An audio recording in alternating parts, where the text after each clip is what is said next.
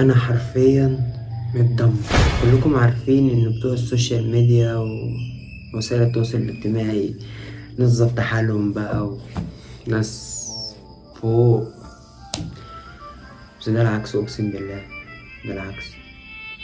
اللي قدامكم دوت من صغره وهو شغال وشقيان. انا اقسم بالله اقسم بالله عز وجل، واللي بيشوف الفيديو دوت لو فيكم حد يعرفني شخصيا هيقول لكم في الكومنتات الكلام ده. انا كنت شغال في مصنع زمان خالص، اول شغلانه ليا كنت شغال في مصنع من تأجيلاتي. كنت شغال 12 ساعه، وساعات كنت بطبق بخليها 15 ساعه عشان اخد فلوس اكتر. كانت اليوميه بالظبط كانت 60 جنيه، ولما كنت باخد ساعات اكتر يوميتي كانت بتوصل 80 جنيه. كنت بحوش القرش على قرش عشان كان نفسي اشتري تليفون. كان نفسي اشتري تليفون اندرويد. اشتغلت بالظبط 3 شهور، وبعدها نقلت على شغلة تانية. الشغلانة التانية ديت كانت حلواني. رحت اشتغلت، قعدت فيها 5 شهور.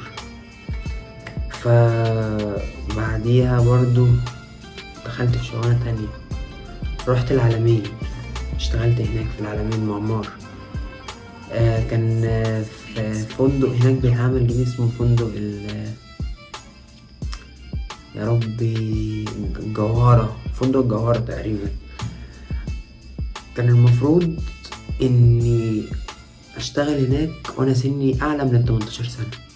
رحت اتحايلت عليهم هناك، اقسم بالله اقسم بالله رحت اتحايلت عليهم هناك علشان يشغلوني وانا كنت اقل من 18 سنة. وفي واحد كويس الصراحة وقف جنبي قال لي انا هشغلك، بس تخلي بالك على نفسك عشان لو في اي حاجة حصلت معاك احنا ملناش دعوة بيك، عشان انت اقل من السن القانوني للشغل. قلت لهم خلاص ماشي. اشتغلت هناك بالظبط شهر، طلع عين امي. بس اتعرفت على ناس كويسة وناس جدعة، ناس بتصون العيش والملح. بعديها بقى فكرت في السوشيال ميديا، قعدت انزل فيديوهات على التيك توك. فيديوهات كانت عادية اوي.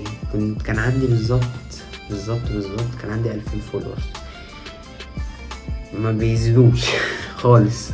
الاكونت بتاع التيك توك على فكرة دوت انا جديد. الاكونت دوت بالظبط سنة ونص او سنة. انا دلوقتي عندي 21 سنة، فاهمين؟ فكرت في التيك توك بقى، قلت اشتغل بقى واعمل فيديوهات واتشهر واعمل واخلي واسوي. فالدنيا باظت معايا خالص، باظت. فلقيت ان انا معيش فلوس، باخد مصروفي من امي. كان مصروفي كام؟ 200 جنيه. وساعات اقسم بالله ما كنت بروح الدروس وباخد الفلوس بتاعت الدروس بحطها في جيبي علشان اعرف اصرف، فاهمين؟ هو ابويا مش حارمني من حاجه، محدش حارمني من حاجه، بس ده مصروفك، ده ليك، خده. بس ده على ايامها، فاهمين؟ ف دخلت ثانوي، لا قبل ثانوي كنت شغال في فرن عندنا. الفرن دوت اقسم بالله كنت بروح الساعة 8 بالليل، اروح الظهر. كنت بطبق كل ده. كنت شغال لأجل برضو حاجة، لأجل هدف. يعني أنا كل ما بفكر إن أنا أشتغل كنت بشتغل لأجل هدف. كنت بشتغل لأجل إن أنا نفسي أشتري تليفون، والله العظيم. كان نفسي في تليفون ريدمي نوت 9 اس. التليفون دوت كان لسه نازل. فاشتغلت 3 شهور، جمعت حق التليفون وكلمت اخويا ورحنا علشان نشوف التليفون. فرحنا هناك لقيت التليفون دوت المساحة بتاعته 64 بكام؟ ب2800. والمساحة 228 3000، لا ب3900. تمام. راح اخويا واخدني قال لي لا هجيب لك المساحة الاعلى. اقسم بالله اخويا اخدني وراح رايح ساهمني الفيزا بتاعته، وراح مكمل الفلوس وجاب لي التليفون. اوصف لكم الفرحة اللي انا كنت فيها، اللي انا كنت ماسك تليفون كده، ان انا جايبه بشقاية وبتعبي، بس اسمه ميتوصفش بجد، فاهمين؟ انا من النوع اللي هو ما بيلبس، يعني معنى انا بلبس مش معفن يعني، لا مش معفن، عادي، عايش زي بقية الناس، مش بعيش عيشة مش عيشتي، فاهمين؟ مش بقى بروح اقعد في ستاربكس، لا ده انا في كنتاكي النهارده، لا ده انا في حته الفلانيه، لا انا لا، انا انسان عادي. انا لو حد فيكم شايف الفيديو دوت وبيروح سان ستيفانو كتير، انا اقسم بالله شغال قدام سان ستيفانو. هتقولوا شغال بايه؟ في ناس زمايلي شغالين بكاميرات، تمام، بيصور الصورة ب10 جنيه ب15 جنيه. انا بقى فكرت في فكرة مختلفة، جبت في ار، اشتريت في ار جاتلي من امريكا، اهي دي في ار اللي بشغل بيها، جاتلي من امريكا، تمام. فاشتغلت بيها. الالعاب بتاعتها الصراحة غالية، الالعاب بتاعتها بشتريها بالدولار، فاهمين؟ بس الحمد لله نزلت اشتغلت، فلحد دلوقتي برضو شغال بالفي ار ديت، بس الحمد لله ربنا بيرزقني. فمش عايزكم تفكروا ان طالما واحد في السوشيال ميديا بقى وعنده صفحة يوتيوب كبيرة بقى والشغل ده يبقى معاه فلوس بقى ويروح ويجي. انتوا لو شفتوا التيشيرت اللي انا لابسه ده، لو دورتوا في اغلب الفيديوهات هتلاقي نفس التيشيرت لابسه. مش عارفانه، اقسم بالله معايا فلوس ان انا اجيب هدوم، اقسم بالله معايا فلوس ان انا اجيب هدوم، بس بقول عادي، بدل ما اصرف الفلوس اجيب بيها هدوم ممكن اصرفها في حاجه افيد، في حاجه احلى، فاهمين؟ ما بحبش الهدوم البراندات. ايه يعني تيشيرت، الفرق ما بين تيشيرت ب1000 جنيه وتيشيرت ب150 جنيه، الفرق الخامة. هو كده دوت بيدوب ودوت بيدوب، فاهميني؟ دوت بيبوظ ودوت بيبوظ، دوت بيتقطع ودوت بيتقطع، دوت بيتخيط ودوت بيتخيط، مفيش فرق. فليه انا اطلع فلوس من جيبي اللي انا شقيان وتعبان بيها واجيب حاجة براند، واجيب حاجة وليه؟ لا، قرش على قرش واجيب حاجة، قرش على قرش. انا بقول لكم على حاجة، انا دلوقتي بصور لكم الفيديو دوت بايفون 14 برو ماكس، تمام. هتيجي تقولوا لي ايفون 14 برو ماكس، تمام، بس 13 برو ماكس بتاعك باظ، البوردة بتاعته اتحرقت. اقول لكم ايوه فعلا البوردة بتاعته اتحرقت، تمام، بس بعته ورحت جبت لي تليفون قسط. ايوه زي ما انتم سامعين كده، رحت جبت لي تليفون قسط، حطيت الفلوس في القسط، وكل شهر بدفع لي كام؟ بدفع لي 2000 جنيه، او لا 2000 جنيه اهو، فاهمين؟ ليه؟ لاجل ان انا اعمل لكم الفيديو اللي انتوا شايفينه ده. يعني انا تعبان شقيان بطلع اشتغل علشان اجيب فلوس القسط اللي انا بدفعها للتليفون دي، وفلوس مصاريفي خروجي وكده، فاهمين؟ فالحمد لله على كل حال. انا عملت لكم الفيديو دوت عشان في ناس كتير قوي قالت لي اطلع اتكلم عن نفسك، وانا طلعت اتكلم عن نفسي، والفيديو دوت مش هقطع فيه، يعني هسيبه لكم كده بخيره فاهمين؟ فعايز انصحكم نصيحة، مش اي حد تشوفوه على السوشيال ميديا، مش اي حد تلاقوه ان هو بيضحك وفرحان ومبسوط وبيخرج ويروح ويجي يبقى فعلا مبسوط. اقسم بالله عز وجل اللي قدامكم دوت اكتر انسان ممكن تشوفوه ان هو مخنوق وجواه كمية ضغوطات كبيرة.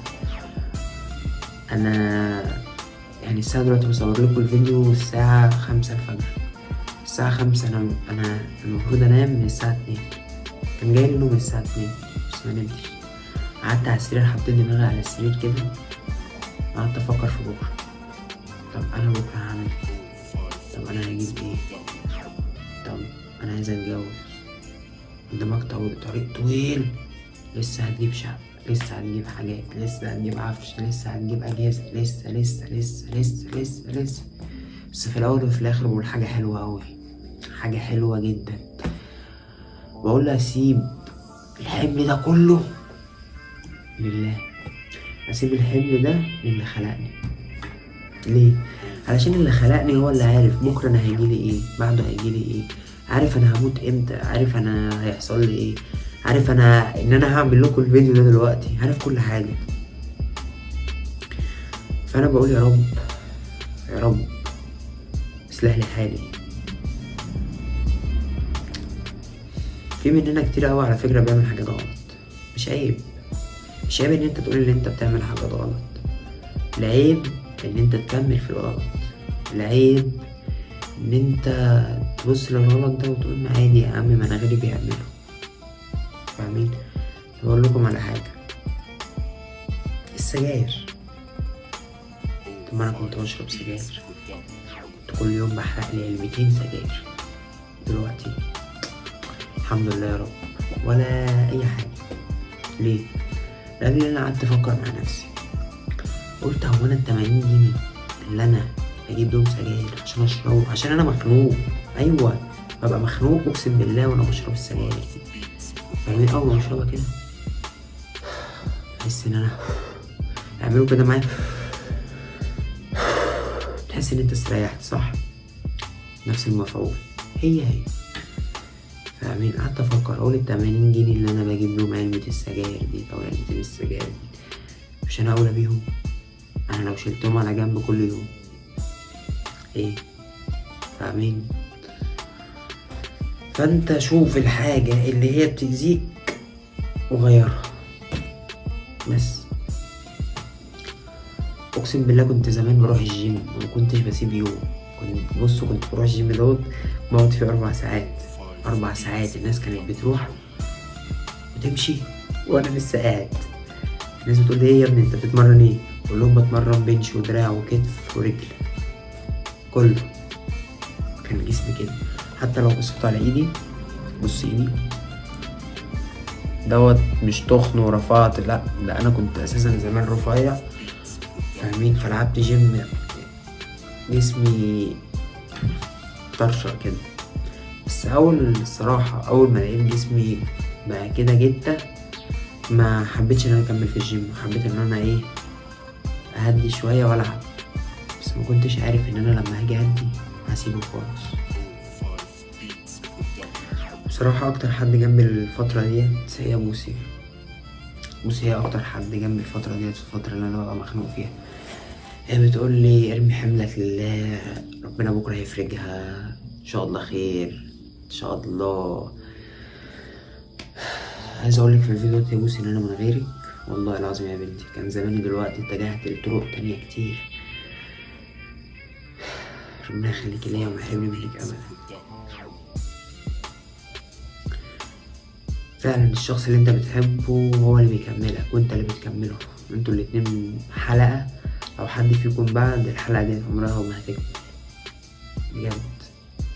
يعني انا زمان كنت بكلم بنات بعدد شعر راسي، مش فشخرة، بس ما استفدتش منهم بحاجة، مفادونيش. لا كانوا كلهم شبه بعض. كنت زمان بجري بقى ورا الشكل ورا الجسم ورا البنت ايه اقول. فاهمين؟ بس بعدها لما قعدت مع نفسي برضه وفكرت قلت طب الجسم مع الوقت كده كده هيبوظ، طب والشكل برضه مع الوقت هيبوظ. اصل عامل السن ده عامل بيدمر اي حاجة في الجسم. يعني انا وشي دوت كمان 50-60 سنة ان شاء الله يبقى وشي كده ومحدش عارف عمره كام. ممكن وانا بصور لكم الفيديو دوت ربنا يفتكر. فاهمين؟ فالحمد لله على كل شيء، الحمد لله. والله كويس ان ما طولتش عليكم او طولت عليكم الفيديو 14 دقيقة، بس انا حبيت اشارككم حياتي بس. لان دي انا عايز احلقها بكرة، اروح للحلاقة احلقها، ممكن احلق بالمرة. والله العظيم انتوا اخواتي، ربنا يخليكم ليا وما يحرمني منكم ابدا ابدا ابدا يا احلى اخوات في الدنيا. طلب منكم طلب قد كده، اللي مفعلش الجرس يفعله واعملوا لايك للفيديو. بحبكم.